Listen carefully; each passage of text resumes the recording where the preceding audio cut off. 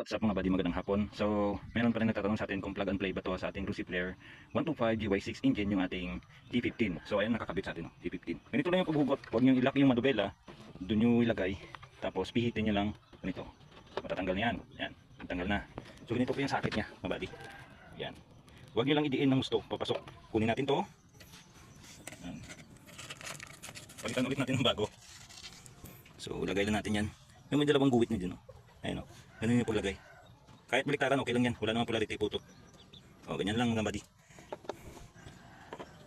Tapos, balik nyo lang ng kaganito.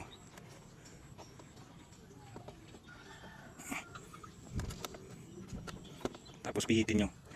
Pag ganito. Yan. Okay na yan. So, testing.